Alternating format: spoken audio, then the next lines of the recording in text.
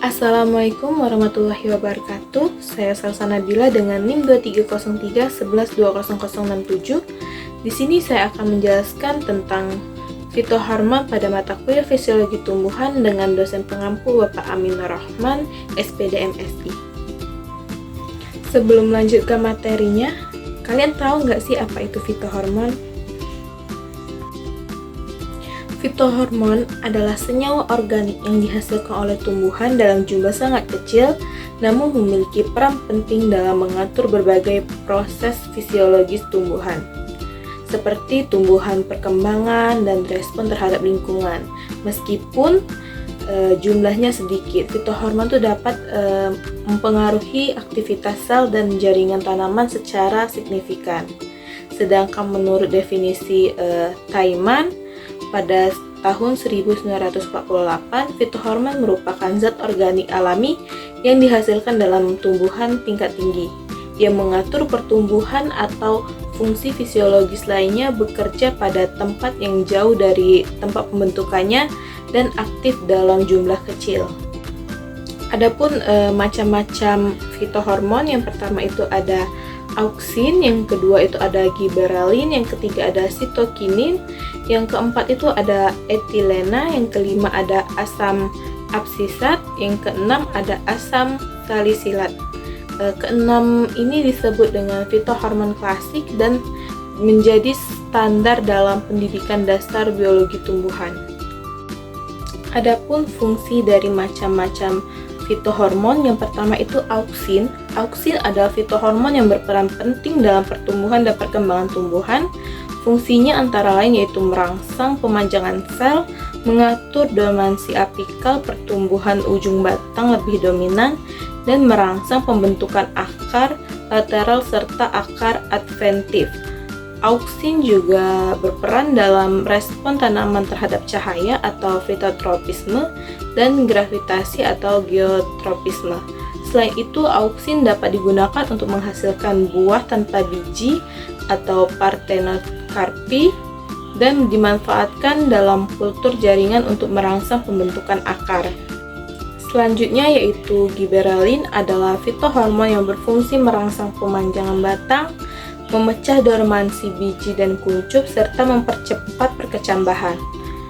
Hormon ini juga berperan dalam pembentukan bunga, meningkatkan ukuran buah, dan dapat memicu parthenotarpi atau pembentukan buah tanpa biji. Giberelin sering digunakan dalam pertanian untuk meningkatkan hasil dan kualitas tanaman. Proses diferensiasi sel pada kultur jaringan. Sitokinin membantu menjaga kesegaran jaringan tumbuhan dan meningkatkan hasil regerensi tanaman.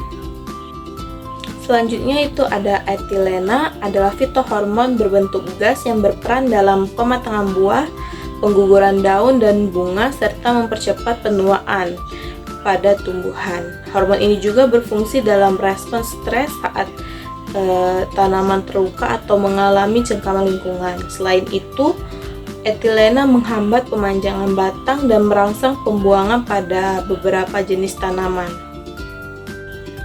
Selanjutnya ada asam absisat, adalah fitohormon yang berfungsi menghambat pertumbuhan, memicu dormansi biji dan kuncup, serta mengatur penutupan stomata pada tanaman mengalami kekeringan. Hormon ini membantu tanaman bertahan dalam kondisi stres seperti kekurangan air atau suhu ekstrim dengan cara memperlambat aktivitas metabolik. Selanjutnya itu ada asam salisilat, adalah fitohormon yang berperan dalam sistem pertahanan tanaman terhadap serangan patogen, serta membantu mengaktifkan respon imun sistematik. Selain itu, asam salisilat itu juga terlibat dalam mengatur pertumbuhan, respon terhadap stres lingkungan, dan berproses penyembuhan luka pada jaringan tumbuhan. Itu tadi merupakan penjelasan fungsi dari macam-macam fitohormon. Selanjutnya saya akan menjelaskan tentang mekanisme cara kerja fitohormon. Selanjutnya yaitu mekanisme kerja auksin sangat dipengaruhi oleh cahaya dan aktif jika tidak terkena cahaya.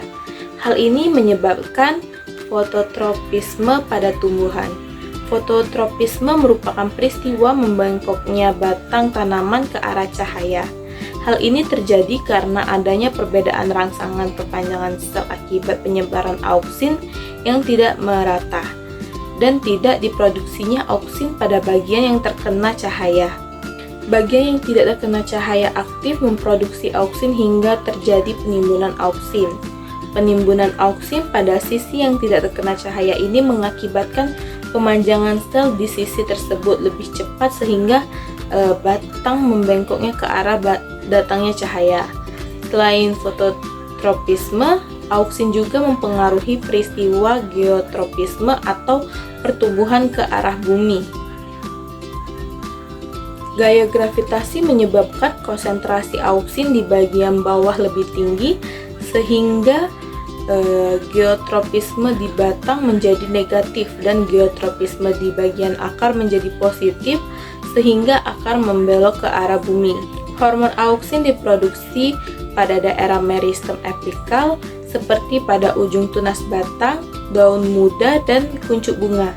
Juga pada embrio serta pada bagian-bagian bunga yang masih berkembang serta pada biji tumbuhan juga. Cara kerja auksin dalam mempengaruhi pemanjangan sel-sel tanaman di atas itu dapat dijelaskan dengan hipotesis sebagai berikut. Yang pertama itu ada auksin menginisiasi pemanjangan sel dengan cara mempengaruhi pengendoran atau pelenturan dinding sel. Auksin memacu protein tertentu yang ada di membran plasma sel tumbuhan untuk memompa ion H+ ke dinding. Ion H+ ini mengaktifkan enzim tertentu sehingga memutuskan beberapa ikatan silang hidrogen rantai. Nah, silang hidrogen rantai molekul selulosa itu menyusun dinding sel. Sel tumbuhan kemudian memanjang akibat air yang masuk secara osmosis. Setelah pemanjangan ini, sel terus tumbuh dengan mentesis kembali material dinding sel dan sitoplasma. Selanjutnya yaitu mekanisme kerja hormon giberelin dari penelitian Lui dan Loy.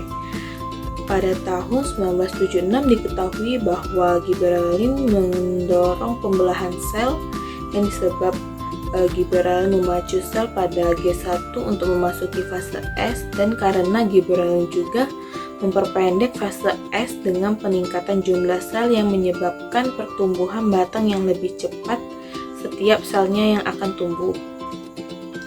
Kedua, kadang giberelin memacu pertumbuhan sel karena zat itu menentukan atau meningkatkan hidrolisis pati, fruktan, dan sukrosa yang menjadi molekul glukosa dan fruktosa.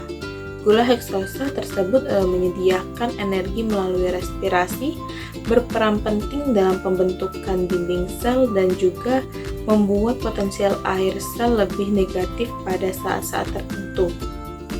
Ketiga, giberelin sering meningkatkan plastisitas dinding sel.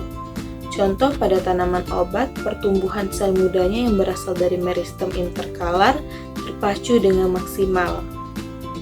Pada gambar ini, yang pertama itu terjadinya imbisis air merangsang sintesis Ga, kemudian 2 menuju 3 itu Ga berdifusi ke lapisan aleuron dan merangsang sintesis enzim. Dan pada nomor 4 ke 5 itu enzim memecah amilum dan gula yang kemudian ditransportasikan ke embrio yang sedang berkembang. Selanjutnya pada mekanisme kerja sitokinin, pada gambar tersebut ada CK. Sitokinin dihasilkan di nut dan tunas atau bud. Sitokinin CK berperan penting dalam merangsang pertumbuhan tunas samping melalui pembelahan dan ekspansi sel, kemudian sintesis dan ekspor auksin dari tunas serta meningkatkan kekuatan penyerapan gula, atau pada gambar tersebut ada sugar sink straight yang menyediakan energi untuk pertumbuhan tunas. Pada interaksi dengan auksin atau EAA yang berasal dari puncak utama itu menghambatkan pertumbuhan tunas samping dengan menurunkan kadar CK di nut sehingga menekan pertumbuhan tunas. CK juga meningkatkan sintesis dan ekspor auksil lokal dari tunas yang memerlukan untuk memanjangkan tunas. Selanjutnya pada pengaruh cahaya yang diterima tunas dan disalurkan ke node. Selanjutnya itu ada merangsang produksi CK, menurunkan efek hambatan dari sinyal SL atau BRC1, mendukung pertumbuhan tunas, mendekapsitasi atau pemotongan pucuk utama yaitu mengurangi AA sehingga CK meningkat hambatan dari SL dan BRC1 menurun. Akhirnya tunas samping mulai tumbuh aktif. Pada mekanisme kerja fitohormon pada gambar tersebut menunjukkan mekanisme kerja hormon etilen dalam sel pertumbuhan. Prosesnya dimulai dengan keberadaan reseptor etilen yang tertanam di membran sel. Ketika molekul etilen yang berada di udara mendekati sel, ia akan berkaitan dengan reseptor tersebut.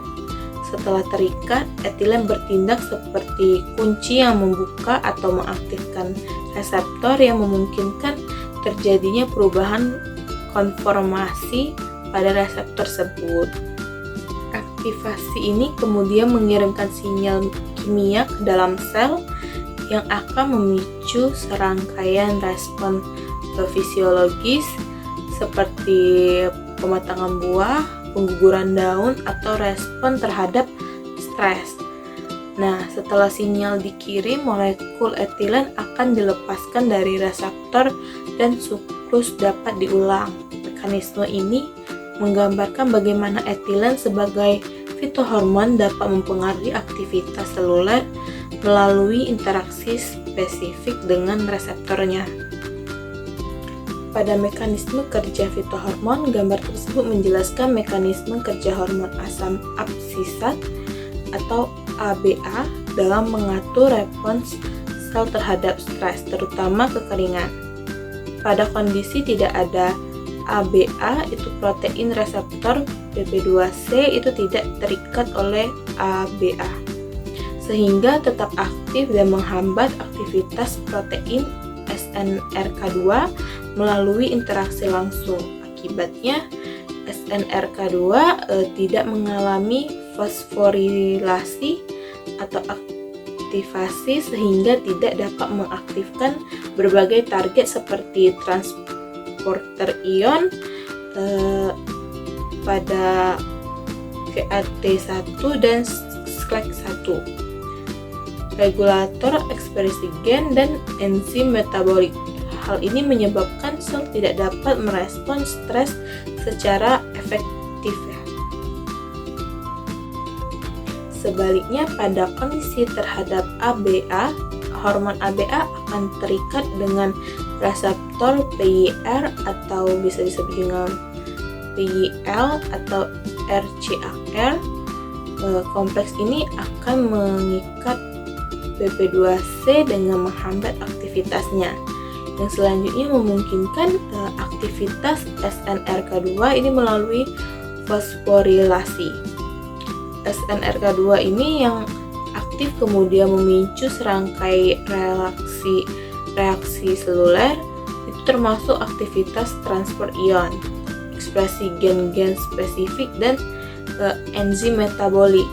Semua proses ini bersama-sama membentuk respons stres sel terhadap ABA seperti penutupan stomata dan penyesuaian metabolisme yang penting untuk bertahan dalam kondisi lingkungan yang tidak menguntungkan.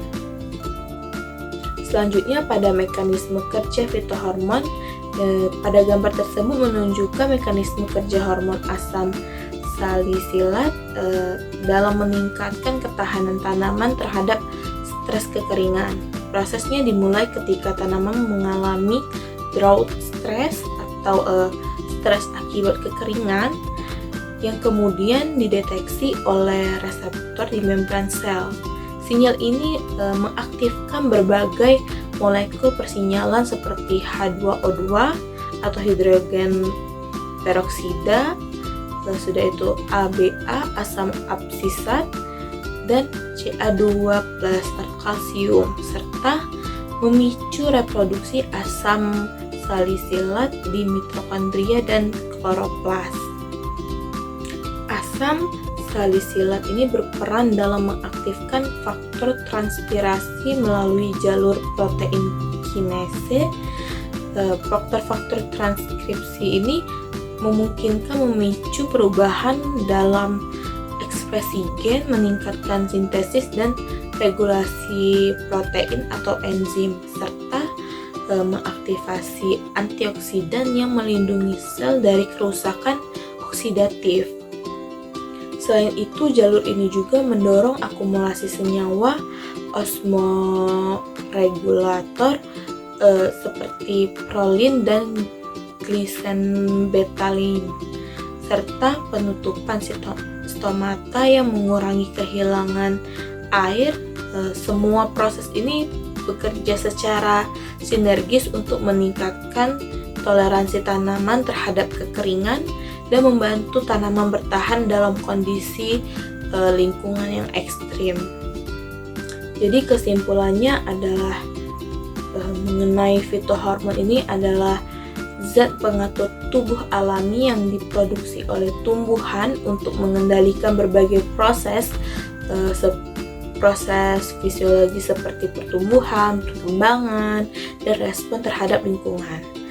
Fitohormon utama yang dikenali sebagai fitohormon klasik itu meliputi auksin, giberelin, sitokinin, etilena, dan asam absitat. Masing-masing fitohormon ini memiliki fungsi spesifik seperti mengatur pemanjangan sel, pembelahan sel, pematangan buah, dan adaptasi terhadap stres. Mereka ini bekerja dengan mengakumulasi di jaringan tertentu dan memicu mekanisme sinyal seluler yang mengubah aktivitas gen dan enzim sehingga memastikan pertumbuhan dan perkembangan tanaman itu berlangsung optimal. Itulah penjelasan dari saya tentang fitohormon. Sekian dari saya. Wassalamualaikum warahmatullahi wabarakatuh.